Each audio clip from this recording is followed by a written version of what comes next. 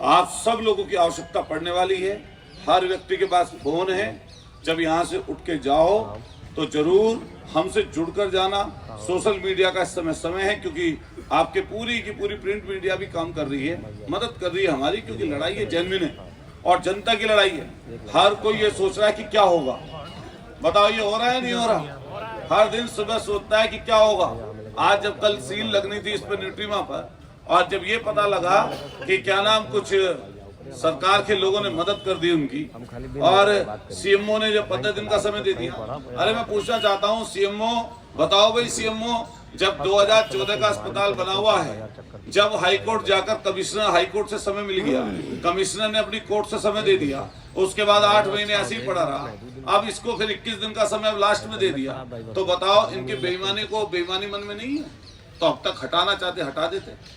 आप बताओ बेसमेंट में अगर भगवान ना करे कहीं पर आग लग जाए और बेसमेंट में मरीज पड़े हुए हों या वहां पर कर्मचारी काम कर रहे हों, क्या सबके सब दी मारे जाएंगे उस बेसमेंट में? क्या ऊपर बिल्डिंग में मर जाते लोग, आग लगती है तब नहीं मरते क्या?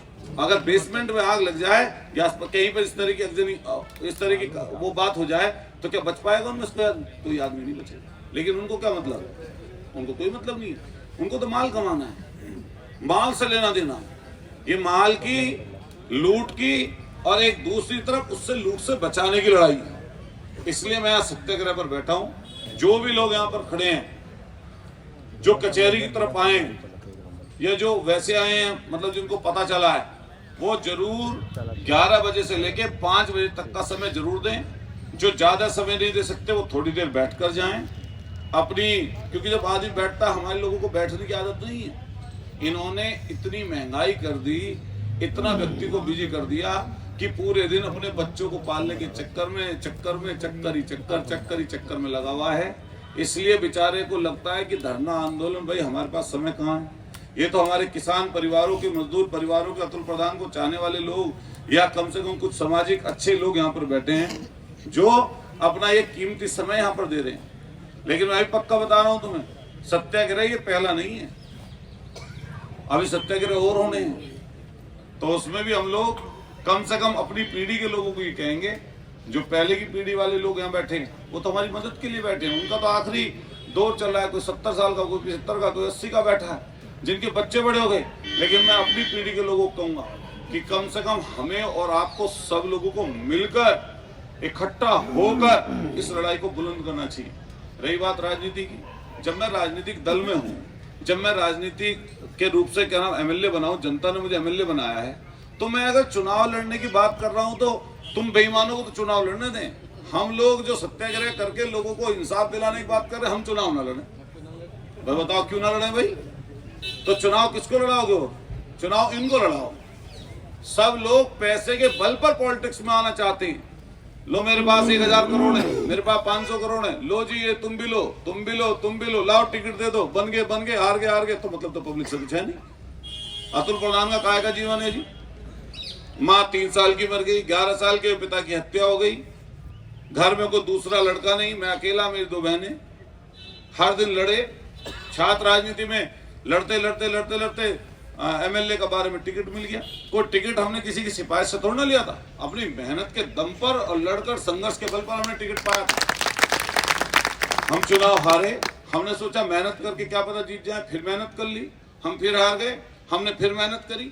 15 साल एक जगह किसी जाति धर्म में ना उलझकर, घर घर जाकर लोगों से ताल्लुक रख के, लोगों के साथ अच्छा अपना बेहतर व्यवहार करके तब एमएलए, तब अतुल प्रधान बना।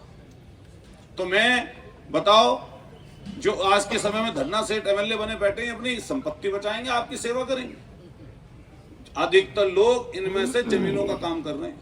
मुख्यमंत्री योगी जी बैठे थे सदन में अभी, तो मेरा आमने सामने की जब बात हो रही थी, ब्रजेश पाठक ने कुछ बात बोली, तो जब मैं खड़ा होकर बोला, मैंने कि मुख्यमंत्री जी, ये जो तुम्हारे मंत्री हैं इनकी भी जांच करा लो, और जांच अतुल प्रधान की करा लो। ये 50-50 करोड़ की, 100-100 करोड़ की जमीन खरीद रहे हैं, तो बेईमान ये हैं या अतुल प्रधान है? और मैं कल सब लोगों से कह रहा हूं ये बात, कल मैंने स्टाम्प पेपर अपने तैयार करा रहा हूं, और जो मैंने सुबह बोला था, कल बोला था, कल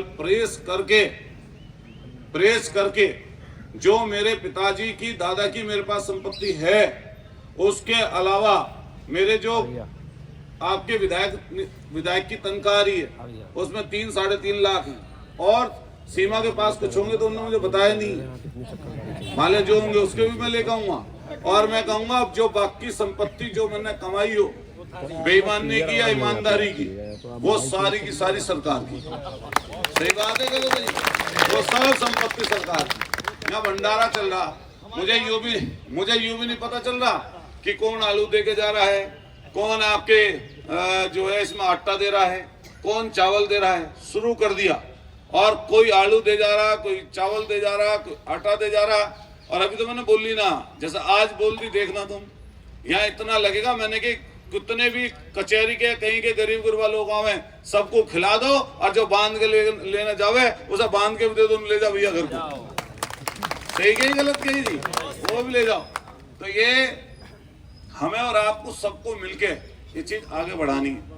एडीएम साहब हमारे बीच में आए, मैं राठीज कहूंगा कि अभी संगीता जी बोलेंगी पहले, और अभी कितना टाइम, 3:30 हो गए, 3:15, 5, 5:30 बजे तक आपको सबको रुकना। बताओ हाथ खड़े करके कौन कौन रहेंगे 5:30